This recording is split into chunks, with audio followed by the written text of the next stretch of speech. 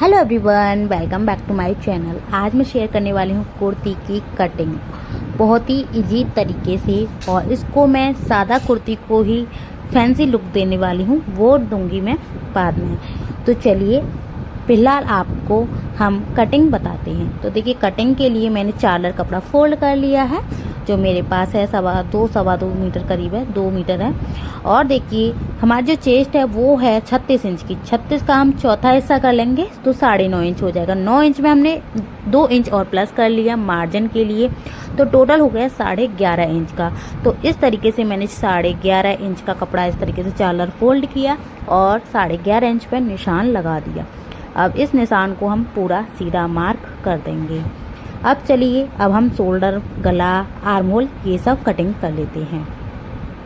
तो देखिए, गला में रखने वाली हूँ 4 इंच करीब का, 4-4.5 इंच का। तो मैंने ये जो शोल्डर है गले के हिसाब से 6.5 इंच का लिया है। तो हमें शोल्डर हमेशा गले के हिसाब से लेना होता है। और अगर आपको कोई भी डाउट हो, जितना भी रखना हो, आप मुझे कमेंट करके पूछ सकते हो, अगर आपको डाउट हो कि इतने गले में कितना शोल्डर रखना है। अब देखिए, गले की बढ़त मैंने 2.5 इंच की रख दी।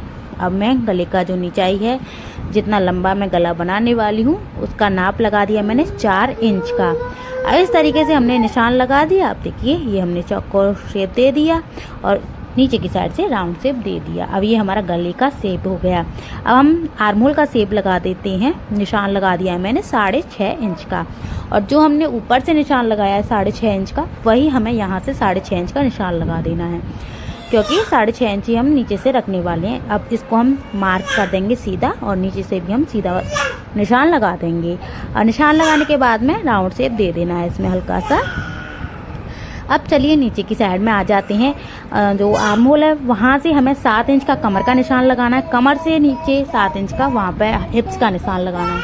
मतलब कि जो आर्म होल है वहाँ से हमें 7 इंच का तो कमर का निशान लगाना है, और आर्म होल से हिप्स का निशान लगाना है 14 इंच का। अब देखिए, 9.5 इंच का मैंने निशान लगा दिया, जो हमारा फिटिंग वाला हिस्सा है वो। और कमर का निशान लगा दिया है मैंने 8.5 इंच का 32 के हिसाब से, और हिप्स का निशान लगा दिया मैंने 40 के हिसाब से। तो आप अपने हिसाब से लगा सकते हो। अब देखिए, इस तरीके से मैंने शेप दी। अब इसको आपको बिल्कुल तिरछा शेप नहीं देना, हल्का सा राउंड शेप में करते हुए शेप देना है। अब देखिए, हम इसको शेप देते हुए, तो ज़्यादा आपको शेप दे के कटिंग नहीं करनी है इसमें। और इस तरीके से अब देखिए हमने शेप दे दिया। अब इसको हम काट लेते हैं। तो चलिए, इसको हमने इस तरीके से काट लिया। अब दोनों पार्टों को हम अलग अलग कर देते हैं, ताकि आगे और पीछे के गले का हम अलग अलग कटिंग कर सकें, और उसमें शेप भी देनी होती है आगे के आर्म होल पर। अब देखिए, इस तरीके से मैंने इसको सेट कर दिया। ये जो पीछे वाला हिस्सा है वो मैंने पहले गले को कट कर दिया है इस तरीके से, और इसमें कोई भी काम नहीं करना है।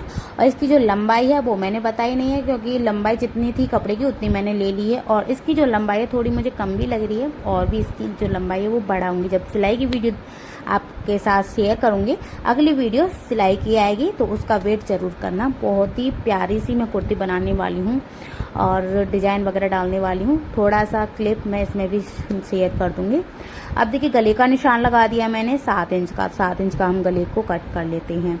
अब गला कट करने के बाद में अब हम थोड़ा सा शेप देंगे इसमें आर्म होल पे।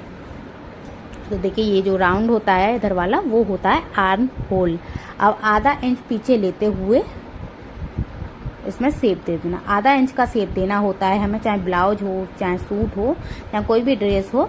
आपको आगे के और पीछे के हिस्से में आधा इंच का गैप रखना होता है। मतलब कि आगे के हिस्से में आपको आधा इंच का कटिंग करनी होती है।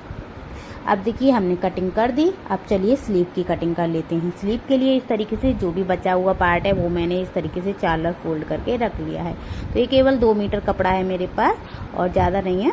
और मैं इसको 4 मीटर कपड़ा लाई थी। तो मैंने एक कुर्ती की कटिंग और आप लोग के साथ शेयर की हुई है, नायरा कट में वो मैंने बनाई है। वो भी मैंने 2 मीटर से ही बनाई है, और बचे हुए पार्ट में से ये मैं दूसरी कुर्ती बना रही हूँ। अब देखिए, 10 इंच का हमने इसको चादर करके फोल्ड कर लिया। अब यहाँ से जितनी भी लंबाई है मैं पूरी लेने वाली हूँ, तो आपको एक बार बता देती हूँ। 16.5 इंच की इसकी लंबाई है। जितना भी कपड़ा उस हिसाब से मैं निशान लगा दिया है इस तरीके से। और देखिए, ये करीब कोहनी से नीचे तक का आ जाएगा, मतलब कि करीब 1.25 इंच का सा मतलब पौन स्लीव हो जाएगी ये। अब देखिए 3 इंच का मैंने यहाँ से निशान लगाया, 3.5 का ये निशान लगा दिया और इस तरीके से सीधी लाइन ड्रॉ कर देंगे। लाइन ड्रॉ करने के बाद में हल्का सा आपको राउंड शेप दे देना है और इसको कटिंग कर देनी है।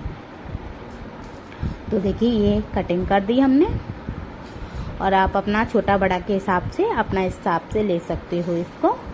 सूट के जो मार्जिन है हमारे उसको। और अगर आपको कोई भी चीज़ में परेशानी हो कटिंग वगैरह में तो आप मुझे कमेंट करके भी पूछ सकते हो, मैं उसका रिप्लाई दे दूँगी। अब देखिए आगे का हिस्सा है उसको हमने स्लीव वाला 7 इंच का सा निशान लगाते हुए इस तरीके से तिरछा निशान लगाना है और इसको कट कर देना है। तो इस तरीके से हमारी ये स्लीव कटिंग हो जाएगी। और स्लीव में भी हमें आगे के हिस्से में शेप देना होता है। जैसे हमने आर्म होल पे सूट में शेप दिया है आधा इंच का, उसी तरीके से आपको स्लीव में भी शेप देना होता है। आप इसे बाद में भी दे सकते हो जब आप स्लीव को अटैच करो या फिर पहले दे सकते हो इसमें शेप। तो चलिए हमने शेप दे दिया, इसको हम कट कर लेते हैं।